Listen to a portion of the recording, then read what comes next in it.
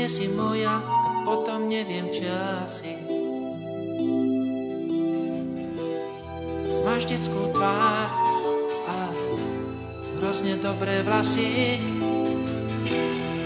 cestičkou vo vlasoch prídem ti v ústrety,